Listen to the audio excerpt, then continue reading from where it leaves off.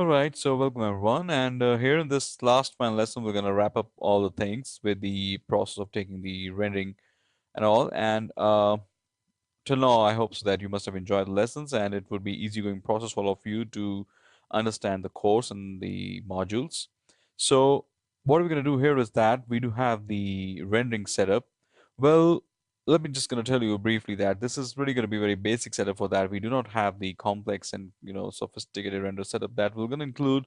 You may could say the inclusion of the RGB passes and all of that, because right here I'm just going to show you up the process of simulation of the you know the dusty storm, and of course the blowing of the winds and all of this moving, which are all across the streets, which are highly turbulent winds.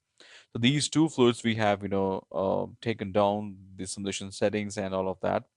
So the very simple process of taking the rendering setup is that I have created here the you could say the fluid underscore big underscore dusty layer, which is basically under the render. And this layer will going to have only the rendering process of the fluids. And you may could also see that we have the houses over there. I have provided the use background shaders over them. So if you're going to open up the hyper shade, let me just going to take you to the use background, and this fairly simple setting over here.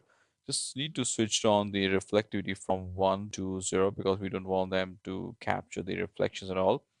And it's required to give the shadow mask to 1, or you may could say zero point 0.5, because the fluids will not going to have a lot of the dark shadows and all. But I do have a solution in that case also. What we're going to do in that case is that, like, as you know, we have already cached out the fluid. So I recommend you to take down the two passes of these things. First, you could take down the diffuse pass of the fluid, which is, you can say, the render of the fluids. And then the second phase, you could take out the shadows. So the process is very going to be simple. What I've done that here, the fluids are inside this layer, and right now I've just switched on the primary visibility of the fluids. So that will going to result that the fluids will going to get calculated, and of course there will not going to be any inclusion of these houses. Like, I do also have taken down the uh, render for you, which is basically this one. It just took hardly 1 minute 24 seconds to compute. And but I also acknowledge that we do have some issues of the anti-aliasing and all. So what I'm going to do here is that I can go inside the render settings and can increase the inside the quality section.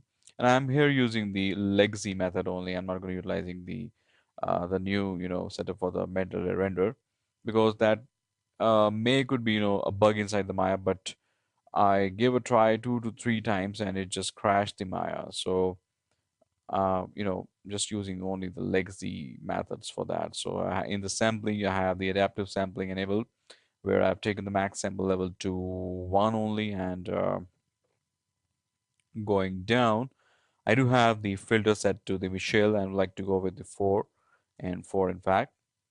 And under the anti-aliasing contrast, it is zero point 0.1 by default. So we like to take down to 0.010. That is okay. I just, if it is required, we may could take down to 2, but it'll gonna have just, double rendering time. So if you want, you may could take it to 2. Okay. And another important thing here is that if you could go down to the scene, you're gonna find the lights.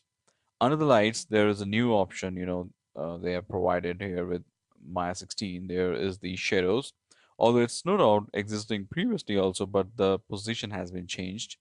So under the shadows, we do have the shadow method set to the segments. I think so they have given to the shadows by default. Otherwise, we in the earlier version we do have the simple shadows. So for those who need a little bit refreshing, the shadow method will not going to allow you to cast the shadows on the buildings or on the polygon mesh, because the volumetric shadows will going to get calculated only if you set the method to these segments, not to the simple, or in fact the sorted. I got the word. There was another term that is called as a simple, sorted, and segments. May could be available in the previous version of the Maya, but here in 2016 we do have only the simple and the segments. So I'll encourage you to go with only and only segments. Otherwise, you won't able to have the shadows. So what I want you to do is that you have the fluids container selected. In the first process, obviously after undergoing the caches and all, you're gonna just render it out. Once your render is done, your render is completed, all just you need to do is that you're going to open up the file again, and then you're going to switch off the primary visibility of the fluids for both of them. So what they're going to result you is that once you'll hit the render, they won't going to appear inside your renderings, and this will going to take place. Now it isn't the black I'm showing you. You're going to click here the alpha, and you're going to find the shadows. So these, you could say, the impact of the gray or a little bit white or highly contrast image you have is the shadow of the fluids.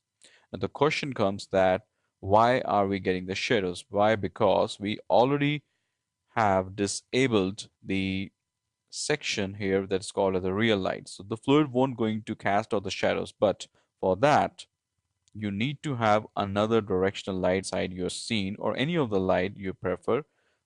Obviously, it should have the same direction as you have in your diffuse passes and all when you're calculating the rendering and the shading of your background. And here you need to provide the ray trace shadows. I've just given a very minimal settings because I just don't want to enhance or you know uh, give the more rendering times upon here. So the light angle will going to work upon the softness of the shadows. So the more you give, no doubt the shadow will be softer, but it will going to take a lot of the time. So that we may could also manage in the composing packages because we are going to calculate the separate pass for the shadows. All right. So these are the basic settings. The shadow rays will going to sample out the jitterings inside the rated shadows. And the ray depth limit will allow you to have another, shadows if they have the reflections or the refractions enabled. But here in this case, we don't need to have that. But still, you need to give two. It's a little better, or you may could say at least better than one. So there's all are the very basic settings of the fluids. But I do also encourage you to that if you wanted to have the RG passes set of the fluids, you may could go with that as well. But for the very basic setup and render passes, this will also going to work really very fine. So I just don't think so that this is also not a bad option. And with that, I hope so that you must have got the idea how to do that. So, and last thing that I would like to call that once you select these houses, so what I did is that if you go inside the render stats, you're going to find that the cast shadow has been turned off. Just this is why, because if you're gonna render the the scene with lights, obviously you're going to notice that the fluids will no doubt will going to cast out the shadows upon the buildings, but the building will again gonna cast out the shadows because the cast shadow and the receive shadow is still on. So here you can see that the shadow of the pole. So we don't need to have that because we have already calculated that thing in the different sections when we were rendering out our background, of course. So we don't need to have that.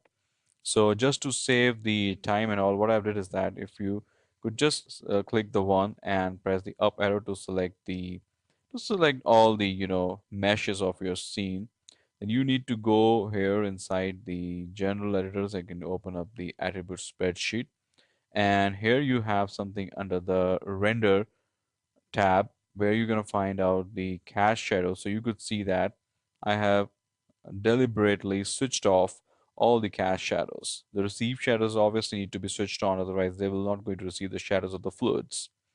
So in case of that, you need to switch off this attribute. All right. I hope so that makes sense and it is quite simple, clear to all of you. So I hope so this course is good and you'll also gonna enjoy that up, and we will be waiting for all of your output to come up with that. And seriously wishes you all the very best for that and have a great time. Take care. Bye bye.